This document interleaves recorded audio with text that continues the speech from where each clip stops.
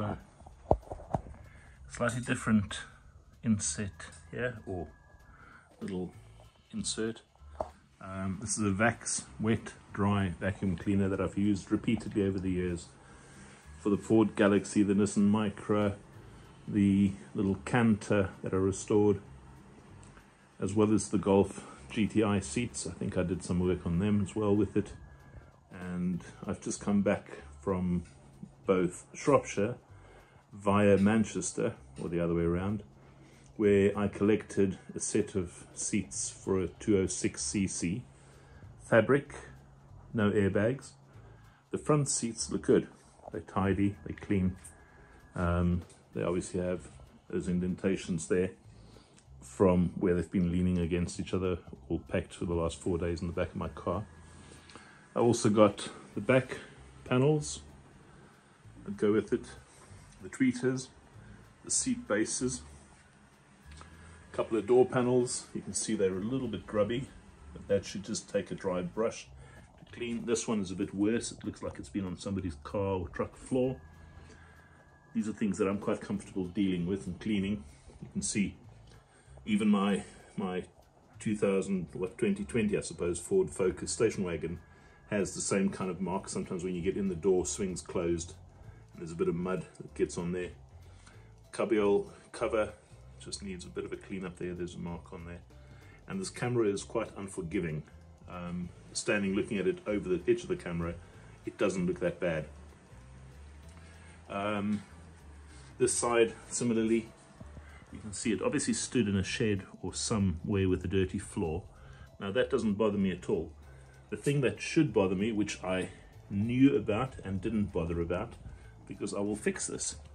I've done stuff like this before.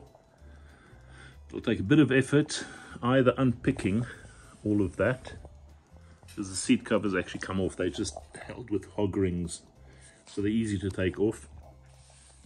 Either do that and unstitch just this section and then stitch in a new bit of fabric. That's not difficult. And if I'm really clever, what I do is I take some green, same color as the car, and insert it there. That way you get a completely different look.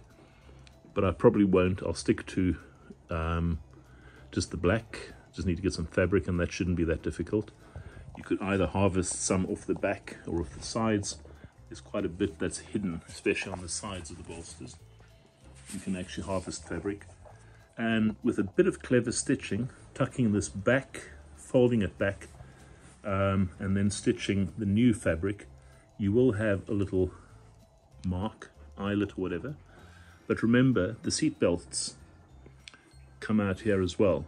So your seat belt with its box will sit here on both sides. So that'll obscure, even when you're looking from the top or from the other side, will obscure part of that repair. So this repair really doesn't bother me. Bit of foam in there, new fabric, and we should be good. And obviously a cleanup. And then I need to fit them to the car. I'll see which parts I do and don't want to use, because I'll start off just with the front seats and see what that looks like. If it looks like the door panels, which are all black at this point in time, need replacing, then I will do that. But that's an easy part.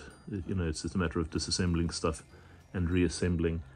So yeah, £60 spent, another £15 probably in diesel, because the extra 100-mile detour that I had to do to go and collect them in Manchester. But I think it's money well spent on a car that so far isn't costing a lot, other than having the cam belt fixed and repaired, or replaced I should say, by a mechanic. So these are sitting indoors at the moment. I'll do my machine work on here indoors, because the heating is on. You've also got a heating radiator just there, next to George's scratch post. So the seats, I'll just move furniture about a bit. Whatever's used or wet, I will clean. But you can see, if you look from the front this side, you can hardly see that mark. So once that's been repaired and the seat belt latch comes in there, then it should be good. So yeah, that's the final update on this. I will do this in the next day or 2 or 3, depends. Got some other jobs that I need to do. I also need to address the Astro, which needs to go for an MOT test. And then once that's done, I'll be a happy guy. Nothing much else to tell really. So as always, thanks for joining, and do the usual like, subscribe, etc. and we'll see you in the next episode. Lighting is bad because it's indoors, but hopefully it's not too bad. So yeah, thanks a lot.